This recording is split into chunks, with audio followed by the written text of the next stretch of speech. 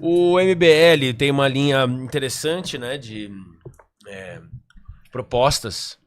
Você é deputado estadual por São Paulo. Sim. É o mais jovem, né, eleito? Da história. Da história. Parabéns, aliás. Obrigado. Você vai para deputado federal, Talvez. talvez.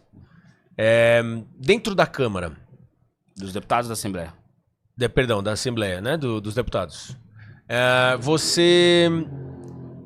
Essa questão da politicagem é sempre uma coisa muito difícil, né? Porque eu tento entender. Você fala, porra, eu penso assim, eu quero assim, mas eu tenho que votar, eu tenho que combinar com fulano. Como é que você, de lá de dentro, os maiores desafios, você fala assim, eu quero que tal coisa aconteça assim. Mas não é só a sua vontade. Como que você consegue articular para o que você quiser que aconteça? Tem uma frase do Abraham Lincoln que ele diz: é muito difícil você se perder, ou impossível você se perder, se você caminhar numa linha reta. Se você caminha numa linha reta, você não se perde, né? Eu tenho que sair daqui pra cá, eu caminho reto aqui. Se eu falar, não, deixa eu só dar um pulo aqui pra voltar aqui, que daqui a pouco eu vou pra cá. É aí que você, às vezes, você se perde, não? Então a gente no MBL tem um mote muito claro.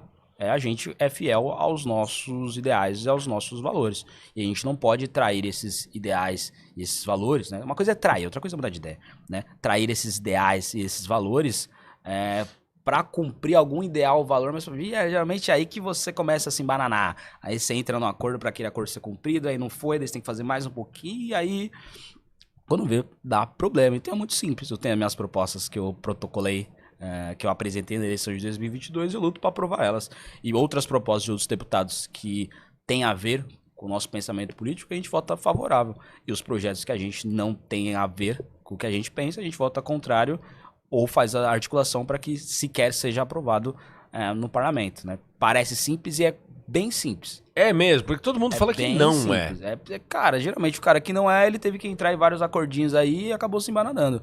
Eu sou deputado mais produtivo e propositivo da Assembleia Legislativa. Um dos que mais protocolou projetos, um dos que mais participa de frente parlamentar, um dos que mais participa de CPI, um dos que mais preside e protocolou CPI, que estão na fila de CPI, igual a CPI do MST, enfim, várias outras. Um dos que mais participa de comissão, e a comissão é importante, Comissão de Educação e Cultura, a Comissão de Segurança Pública, enfim. E eu sou um dos deputados que mais aprovou projetos de lei nesse mandato, mesmo sendo o mais econômico da Assembleia, ou seja, dá pra fazer, é mais difícil.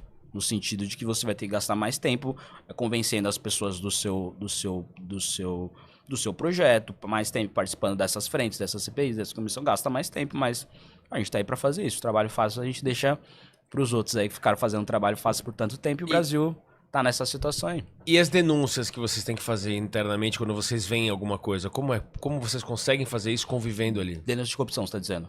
Sim, de algo errado, chamemos assim. Cara, eu nunca vi corrupção acontecendo na Assembleia. Tô dizendo que não tem? Não sei, pode estar rolando alguma investigação. Sim, mas que algo que você vê e fala assim, cara, esse cara tá fazendo um negócio errado. Como é que você faz? Errado no sentido de trair seu ideal, a gente geralmente expõe. Agora, errado no sentido de ter corrupção, nunca vi. Tá. Nunca vi. Nunca me ofereceram e eu recusei, sabe? Não tô dizendo... Nunca que eu vi alguém oferecendo pro outro, ou uma mala de dinheiro, isso eu nunca vi, né? Porque fala-se que tem muito, né? Tem muita corrupção no Brasil. Eu tô dizendo que eu nunca vi, nunca foi me apresentado. Porque uma coisa que eu noto também, o cara que ele quer ser corrupto, geralmente ele vai atrás da corruptela. Sim, ele atrai aquilo. Não fica parado. Geralmente ele, gente, né? Deve estar rolando alguma coisa aí, deve ser alguma coisa assim. E ainda mais eu que sou um deputado que denuncio corrupção pra caramba, que a minha pauta é combate à corrupção. Sabe que eu sou um deputado até nas coisas que não são crimes, mas nos privilégios, eu recusei os privilégios, né? Então, não me parece que vai chegar um político e falar, tem um esquema aí, eu vou falar, mano, vai contar pra você ainda. Pô, aí você se lascou, cara, você tá lascado, eu vou te denunciar no ministério, pô.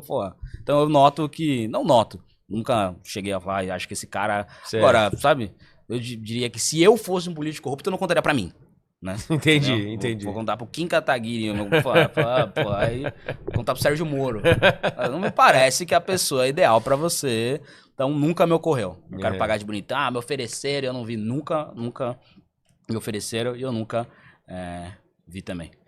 Você fala bastante dessa questão de ser mais econômico. Você aponta muitos que gastam. Gastões, tem bastante. Os gastões. Como funciona para quem está assistindo e não necessariamente acompanha e entende a fundo, né? Como funcionam os gastos? Ou seja, como é que você é tão econômico e o que você Todos poderiam ser tão econômicos quanto você, consequentemente pagaríamos todos... Aliás, não é Mas pagaríamos menos até- impostos, dá mas até iria pra para ser- mais gente, mais coisa melhor? É uma coisa que as pessoas, às vezes, eu noto que tem muito maldoso por aí na internet. A gente aprendeu a conviver e, graças a Deus, a gente foi treinando o nosso público a notar a maldade, né? Quando eu falo que eu sou do político mais econômico do estado de São Paulo, eu não estou dizendo que eu não tenho gasto, né? Aí as pessoas pegam os nossos gastos e falam, não, mas peraí, tem gasto. Eu falei, não, eu sou o mais econômico, estou dizendo que eu sou o que menos gasta. Sou mais produtivo e o que menos gasta o seu dinheiro. Eu não estou dizendo que meu gasto é zero. É claro que a gente tem gastos. Tem coisas que a gente tem que fazer nos nossos dias a dia. Eu preciso de funcionário, eu preciso de advogado, preciso de gente que vai participar dessas comissões, dessas frentes para acompanhar, fazer relatório, fazer nota técnica, né, sobre os projetos que vêm do governo, sobre os projetos dos outros deputados. Né? Eu tenho advogado para processar outros políticos. Eu sou um dos que mais fiscaliza políticos. Aí eu nunca fiz esse ranking, mas de processar ministro do Lula, assim, quase todos. Né, de receber processo também, poder se defender, Sim. evidentemente, tem. Né, eu vou falar de um mais pra frente aqui, que recebeu... Processo recebeu? Ontem, tentativa até de cassação, a gente vai falar daqui a pouquinho. Tá. Mas é claro que isso vai ter gasto, é claro que vai ter gasto. A produtividade tem o custo, né? A não ser que a pessoa queira que eu vou lá, acompanhe toda a comissão de educação, saio acompanho toda a comissão de segurança, faço todas as notas técnicas de todos os projetos votados em todas as comissões, depois participo dessa, não vai acontecer. E faço escrevo o meu próprio projeto e me defendo no conselho de ética e processo. Não tem, não dá. As pessoas têm equipe, tem, né? Enfim, como eu disse. Agora, o ponto é, mesmo com tudo isso, eu sou mais econômico dos outros deputados que, em tese, deveriam ter também. Né? A mesma coisa de verba de gabinete. As pessoas usam verba de gabinete para fazer várias coisas. Não estou dizendo corrupção, mas usa para fazer várias coisas. Eu não uso. Sou o que menos gasta, né, da Assembleia. Então, tem gasto. É claro que tem. E não é barato, evidentemente. Agora, eu sou o mais barato. Né? Quando eu digo mais barato, não significa grátis. Entendeu? Grátis, não. O seu foco maior, três coisas aí que você pode me dizer como seu foco maior. Foco maior, segurança pública. Segurança pública. O primeiro é capacitação de jovens. Segurança pública. Combate ao populismo, para não colocar só a esquerda. O que seria combate ao populismo? Combater o bolsonarismo, que tenta enganar as pessoas, como já mostrei para você várias coisas. Combater a esquerda brasileira, que a gente sabe muito bem. Combater o discurso fácil em defesa do terrorismo internacional, o discurso fácil em defesa do crime organizado, travestido de combate aos defesa dos direitos humanos. Então, combater todos esses tipos de populismo para tentar enganar a população, né? A definição exata, mas para tentar englobar numa categoria é um dos principais. Segurança pública e capacitação de jovens também. Acho que os três principais. A segurança pública que agora vem muito em pauta, a questão da guarda civil municipal, a guarda municipal, né? Civil metropolitana. Como é que você enxerga essa questão da segurança pública envolvendo a guarda municipal? Que é para ser feita em polícia? Você está falando da mudança do nome para Polícia Municipal. E do nome de poderes, né? Parece que tem coisas que a Guarda Municipal não pode fazer e tem que colocar como poderes. Né? Tem alguns lugares, né? Tipo Rio de Janeiro, não sei se é ainda ou se foi por muito tempo, onde a GCM não era armada no Rio de Janeiro. Ou seja, imagina, com cacetete. no Rio de Janeiro. No Rio de Janeiro, subindo favela, desarmada. Então tem um monte de coisa, né? Aqui em São Paulo, ela é armada. Sim. Né? Os nossos guardinhas, nossos guardas, eles são armados, né? E o Supremo Tribunal Federal autorizou a mudança do município que quisesse, né?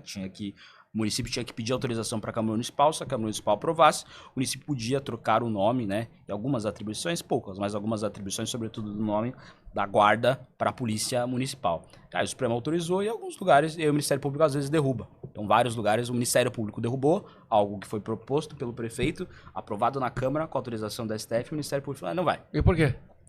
Cara, eu não sei. Em resumo, eu não sei.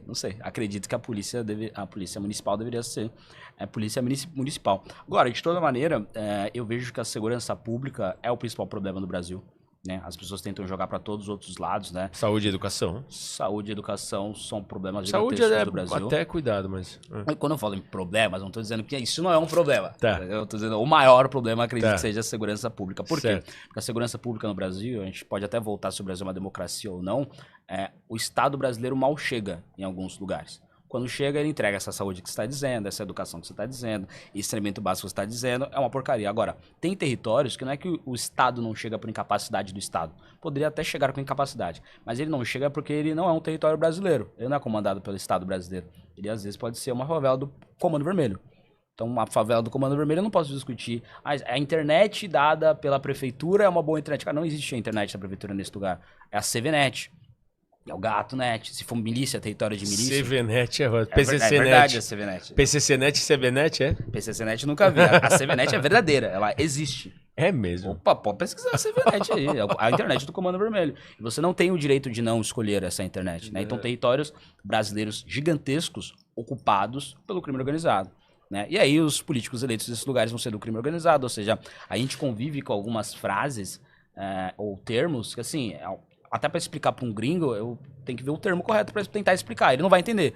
Agora, até para explicar ia ser difícil. Imagina falar para um gringo, essa favela é dominada pelo Comando Vermelho. A favela não é no Brasil? Ela deve ser governada pelo governo do Rio de Janeiro. Não, não é. Ela é do TCP. Ela é uma favela do ADA. Ela é da milícia de tal lugar. Ela é do Comando Vermelho. Tá, e tem briga. Ainda tem briga entre o Comando Vermelho e o TCP pra ver quem vai comandar a favela. Mas tem pessoas dentro dessa favela? Tem. O Estado brasileiro tá olhando uma favela comandada por um grupo, né? E não tá vendo nada, né? Tanto que uma das principais propostas do MBL é classificar esses grupos, né? Falar essas instituições. Como o Hamas. Como grupos terroristas. Porque é uma facção dentro do próprio território, agindo contra o Estado brasileiro e sequestrando essas pessoas. Essas pessoas são sequestradas. Se um carioca ele mora numa favela comandada pelo Comando Vermelho, ele não está sendo comandado pelo Estado brasileiro, ele está sendo comandado pelo Comando Vermelho. Ele foi sequestrado, praticamente, né? A educação dada por ele é uma educação que o Comando Vermelho... É lógico. Numa favela comandada pelo Comando Vermelho, o policial pode explicar o que o Comando Vermelho fez historicamente, a história do Comando Vermelho? Pode, mas não pode, mas... Vai falar e vai sair da sala e tem a liberdade do professor dar aula. Não tem. A polícia, ao subir nesses lugares, tem que pedir autorização, tem barricada, tem que subir com o caveirão do BOPE. Ué, mas não é, a polícia não é a polícia do Estado do Rio de Janeiro? Tem que estar combinado, né? Isso não aconteceu no Rio de Janeiro? Tem que ter uma operação para você prender alguém? O Estado brasileiro não pode só prender alguém que foi às vezes condenado, que fugiu da casa. Não pode. Depende do território. Se for no Leblon, pode. Se for na favela tal, não pode. Isso é um grupo terrorista. Sequestrou um território brasileiro e tomou pra eles, né? E ainda fica se expandindo e crescendo e dominando outros territórios. Se o Estado não cuida, ele vai lá e pega uma outra favela, se expande pros outros lugares, faz tráfico internacional de droga, mata, sequestra, estupra, né? Ou seja, uma das principais propostas é classificar esses grupos criminosos como organizações terroristas, né? Não são mais que organizações criminosas, são bem mais do que isso. Né? São grupos terroristas, né? Então, o armamento bélico deles, ele não pode passar de helicóptero que ele pode derrubar, e se você vai entrar de Uber nesse lugar, você tem que ligar a luz e abaixar não sei o que, e mostrar e levantar a mão. Como assim? Posso andar de Uber num lugar, posso buscar alguém ali, não posso receber uma encomenda dentro do território brasileiro? E isso é bonito, né? E tem democracia lá, ou seja, tem várias problemáticas e tem que transformar como grupo terrorista, porque aí a gente pode tratar o grupo terrorista como grupo terrorista. É um membro invasor dentro do território brasileiro. E um membro invasor dentro do território brasileiro, você tem até no próprio Código Penal jeitos diferentes de você tratar. É um agravante a mais, não sai com toda essa facilidade que a gente vê, enfim. Tem que fazer operações policiais diferentes, né? Porque do jeito que tá, as pessoas normalizam. O PCC comanda o litoral de São Paulo. E ninguém vai fazer nada? E a sua proposta é de muito longo prazo, né? Porque isso não é uma coisa que se resolve da noite pro dia. Não acredito, não. Quando a gente pega, por exemplo, de El Salvador, do Nayib Bukele. Que meteu todo mundo em cana, a ponta acabou, né? Ele foi lá e prendeu os bandidos. E aí os bandidos que resistiram, ele matou os bandidos. E ponto. As pessoas às vezes ficam criando uns floreios. Eu falo, gente, a Cracolândia... Direitos humanos. Vamos acabar com a Cracolândia. Cara, mas acabar com a Cracolândia vai demorar 30, 40 anos. Então não vamos nem começar. Não, a gente vai lá e acaba com a Cracolândia. Aí, mas combater o crime organizado dá muito problema. Sim. A gente paga a polícia militar, a gente paga a polícia civil, a gente paga o exército brasileiro, sim. Não seria quase como uma guerra civil, então, pra conseguir acabar com isso? Não é uma guerra civil, é uma guerra normal. Se são cidadãos, não, então. Exatamente. Mas se são cidadãos, eu entendi. Não são governados pelo nosso governo. Que é difícil. São governados por eles mesmos. Mas aí ele não é um cidadão brasileiro mais. Não, ele é. Tecnicamente ele vota. Então, aí que tá. Ele desce lá pra votar. Aí que tá. Então, cidadão brasileiro, você tem os direitos e os seus deveres. Um dos direitos não é participar do Comando Vermelho. Justo, mas ele está meio que refém, como você mesmo disse. Mas aí não é a pessoa que não é do Comando Vermelho. A favela da Maré, por exemplo, ou a Rocinha, é comandada pelo Comando Vermelho, os chefes dessas facções são chefes de facções. A população sequestrada não é.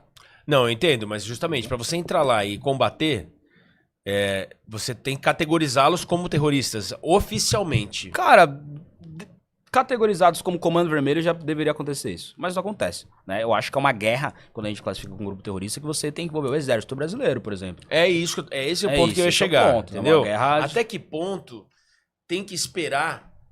Não tem. Entendeu? E o que falta? Porque tem muito interesse político lá em cima. Ótima pergunta. Na eleição do Bukele, a gente enviou um representante do MBL, que é o Renato Batista, meu suplente de deputado estadual. Que veio aqui no programa já, o Renato e o Arthur já eram aqui. Maravilha. E aí o Renato, ele foi e fez uma entrevista com o Bukele, uma pergunta rápida ali na coletiva. E ele perguntou sobre o caso do Brasil, etc. Aí o Bukele respondeu pra ele, cara, falta vontade política. Falta. Pode ter alterações na Constituição? Claro que pode. A gente pode melhorar o Código Penal, deixar todas as penas maiores? Claro que pode. A gente pode categorizar o Comando Vermelho como grupo terrorista? Claro que pode. Agora, se não tiver vontade política, cara... Vontade e consistência naquilo que fizer, né? É isso. Com as leis atuais, dá pra acabar com o crime organizado? Deve dar. Com algumas mudanças na legislatura, fica mais fácil combater? Com certeza. Com Lula lá fazendo, cara, pode categorizar o Comando Vermelho que você quiser. Não vai ter. Então, a vontade política é a principal resposta do Bukele. Quando ele fez todas aquelas mudanças necessárias, o país dele estava em guerra, como o nosso país está em guerra, né? E nesse ponto... continua. E quando ele fez, além de fazer essas mudanças, teve a vontade política de ir lá e fazer as coisas. E fala, pô, olha lá, tem tal favela que continua sendo comandada. E aí? E encheu o saco do comandante-geral da Polícia Militar dos Estados, do governador. Fala, gente, e aí? Fazer negociação até com o Supremo Tribunal Federal para fazer essas mudanças na legislação. Conversar com o Congresso Nacional, né? Para fazer essas mudanças no Código Penal. Tem que querer. Não é, passei uma lei lá, automaticamente o Comando Vermelho... Não, não vão. Né? Então tem que ter a vontade política. Esse é o principal. E a gente não vê isso no Brasil, né? Voltando rapidamente, antes de você fazer essa pergunta, o Brasil ficou discutindo a anistia por 1 ano e meio. Não tem mais nada discutido na Câmara dos Deputados há 1 ano e meio. É verdade. Vai pautar anistia ou não vai pautar anistia? Pautou, vai ser... Gente, tá, cara, beleza, é importante. Tem que ter essa discussão. Agora, só isso, né? O Comando Vermelho e o PCC... Né? Aí tem sempre um boom, né? Teve a maior operação policial do Brasil aqui no estado de São Paulo, quanto o PCC foram quantos bilhões? Mais de 50 bilhões apreendidos. Daí a população falou, nossa! Aqui na história da Faria Lima? Foi na Faria Lima, né? Nossa! Aí dá uma crise do metanol, as pessoas, nossa! Né? As pessoas lembram que tem um perigo ali à solta, né? Agora, não é a discussão do Brasil. O Brasil está discutindo tudo menos combate ao crime organizado. Qualquer outro assunto. Dos que eu concordo, dos que eu não concordo, tudo. O novo imposto do Lula barrado no STF. Sim, o Trump, a reunião com o Lula, tarifa. Porra, Israel e Hamas, qualquer coisa, menos o grupo terrorista que está dentro do território brasileiro. Exatamente, fala-se mais do Hamas do que do Comando Vermelho. É isso, claro. Não estou dizendo que o Lula deveria defender Israel. Isso é só de pessoas que têm vergonha na cara. Agora, ele poderia só ficar em silêncio e ficar falando mal do Comando Vermelho o tempo todo. Não. Fica falando de genocídio em Gaza e... Não olha pra cá. Não olha. E o Trump teve que ter um presidente dos Estados Unidos pedindo para o Brasil classificar o PCC e o Comando Vermelho como grupos terroristas, porque aí os Estados Unidos poderia fazer algumas ações efetivas contra esses grupos. Se tiver uma gangue no Brasil, os Estados Unidos não pode fazer nada aqui, não pode. Agora, são um grupo terrorista internacional. O PCC e o Comando Vermelho são grupos terroristas sensacional. Assim, aí dava pra meter... Dava pra encher o saco, tipo, por exemplo... Se o Comando Vermelho quiser vender droga aqui nos Estados Unidos, eu posso fazer uma ação contra um grupo terrorista dentro do território americano. Pediu pro Brasil. Algo que o Brasil deveria adorar. Claro. A ajuda dos Estados Unidos para combater um grupo terrorista. O Lula negou classificar o Comando Vermelho e o PCC como grupos, como facções terroristas. E por quê? Alegando o quê? O que ele alega? Essas coisas que eu queria entender. Eu não sei. Parecem tão óbvias como alguém... Não é. O que bem faz ele alegar que não. O que bem faz o Comando Vermelho. Uma coisa que a gente tem que fazer é aumentar urgentemente o orçamento do Brasil em defesa e exército. Por que o Brasil vai entrar numa guerra com a Rússia? Não, claro que não. Porque a gente tem uma fronteira gigantesca e a gente faz fronteira com os países que tem, às vezes, como principal commodity a cocaína. Né? Óbvio que não, mas alguns países você vê ali Quando você pensa em Bolívia, Colômbia, a gente sabe muito bem uma coisa que eles exportam pra caramba. E pra exportar, sobretudo pra África, que é mais perto da Europa, ou pra Europa direto, eles precisam passar pelo Brasil. Então a gente tem várias rotas, né? A rota amazônica e a rota caipira, por exemplo. Sabida por todos. A rota caipira vem ali desses países da América do Sul, passa pelo interior do estado de São Paulo e vai desembocar no Porto de Santos. Por isso o PCC é tão importante, por isso o Porto de Santos é tão importante para exportar droga. E a gente tem a rota amazônica, que vai ali pela floresta amazônica, que vai culminar sobretudo ali em Natal, na região do litoral brasileiro, do norte e nordeste, que também é o lugar mais perto da África, aqui da América do Sul. E comandada pelo Comando Vermelho. Exatamente, comandada pelo Comando Vermelho. Então, o Brasil precisa urgentemente fechar essas duas rotas e todas as outras rotas da droga que entra no Brasil. E como é que a gente fecha isso? Tem que ser com a ala militar do país. Não dá pra ser com as PMs, não. Tem que ser com o exército. Mas com o exército brasileiro que a gente tem, que até viraram piada, né? Pintar essas coisas. Cara, eles têm um monte de coisa pra fazer. Como, por exemplo, evitar a entrada de drogas na fronteira brasileira. Isso é discutido? Não. Muito pelo contrário, a discussão é tentar deixar com menos orçamento possível que o Brasil não entre em guerra. Tipo, não é por isso. O Brasil deveria estar já em guerra contra essas facções, inclusive de outros países, né? Tem o trem da Araguá da Venezuela, as facções dos narcos lá, Bolívia, Colômbia, que ficam mandando droga pra cá, pra essa droga passar pelo território que é do Brasil. E o Brasil vai ficar assobiando... E ainda não ganha nenhuma... E o Brasil, como Estado, não ganha nenhum troco ainda, né? Se fosse dizer, vamos taxar a droga, né? Já que tá na passagem, né? Capaz de ganhar algum troco aí. Se esse Comando Vermelho e PCC fosse mais inteligente nesse ponto, acho que até fechava um esquema melhor, né? Eles já estão fechando. O caso do PCC da Faria Lima não envolve um pino de cocaína mais. A discussão eu digo de dar dinheiro pra fazer umas puta escola, hospital... Bota a polícia. Nessas prefeituras que todo mundo fala que é comandada pelo PCC, nessas favelas, às vezes eles fazem a coisa, fica aquele bandidão, chega no final do ano com um caminhão gigantesco de cesta básica. Beleza. E... Nesse ponto, o Bolsonaro não era mais forte? Que o Lula? Nesse ponto, nesse combate contra o PCC, contra o Comando Vermelho, contra as drogas, reforçando o exército. Ótima pergunta. Ele começou... com uma boa ideia sobre isso, né? Ele acoplou o Ministério da Justiça e o Ministério de Segurança Pública e criou um superministério e ele deu na mão do Sérgio Moro para tocar. E o Sérgio Moro fez o pacote anticrime, qual que é o nome correto? Era pacote anticrime? Pacote anticrime? Acho que esse não é do Kim. Enfim, ele fez um pacote de segurança pública que era muito bom. O que o Bolsonaro fez? Esfacelou completamente esse pacote, vetou vários pontos aprovados pelo Congresso Nacional e ainda botou uma emenda do Freixo, que é o famoso juiz de garantias. Então o Bolsonaro pegou um bom pacote, não ia resolver o problema da segurança, claro, mas era o primeiro dos pacotes de um bom ministro da Segurança Pública, que é o Sérgio Moro, né? Foi juiz federal, entende bastante de segurança pública, tinha uma boa equipe, foi aprovado o pacote no Congresso, foi para a sanção do Bolsonaro, ele vetou vários termos, deixou alguma coisinha ou outra e adicionou uma emenda do PSOL, do Marcelo Freixo, que estava no PSOL na época, que criava o juiz de garantias, que assim, facilita muito a vida do Flávio Bolsonaro, por exemplo, o caso dele. Não estou dizendo que foi por isso, mas que também deixa tudo muito mais difícil, né? A prisão dos bandidos fica muito mais difícil. Essa emenda do Freixo foi tão ruim que o STF vetou esse trecho, né? Um absurdo também, esquisito, né? A Câmara aprova uma coisa, o presidente sanciona, o STF vem e tira um pedaço do... Enfim, mas beleza. Foi tão ruim que até o STF fez uma intervenção, inconstitucional, evidentemente, para bloquear o juiz de garantias, que o STF disse que com o volume de prisões que acontece no Brasil, não tinha um número de juízes suficiente para fazer a implementação do juiz de garantias. Ou seja, tipo, não dá pra... Aí é mamata demais. Aí pera lá, aí não vou prender mais ninguém, cara, não tem como. Né? Então, teve isso, ou seja, o Sérgio Moro, no Ministério da Justiça e Segurança Pública, fez um trabalho legal. Saiu. Cedo do governo, até. Sim. E o primeiro dos pacotes que ele quis fazer foi esvaziado pelo Bolsonaro. O Bolsonaro se preocupa mais com segurança pública com o Lula? Cara, eu acho que sim. Sendo bem honesto, acho que sim. O problema é, o Bolsonaro, ele não fica focando nos problemas importantes da população. Nem depois do governo, que ele só fala de anistia, né? Nem durante o governo dele. Ele vai se perdendo com algumas pautas e quando você vê, o Brasil está discutindo uma coisa que não é o problema principal, né? O Bolsonaro se porta mais com o de segurança pública? Eu acredito que sim, como eu disse. Agora, desde que o Bolsonaro saiu da presidência da República, qual foi a grande mobilização? É sempre, sei lá, Bolsonaro e anistia, e, sabe, faz manifestação na polícia gigantesca. Por que não faz em defesa de algum projeto de segurança pública? Sim.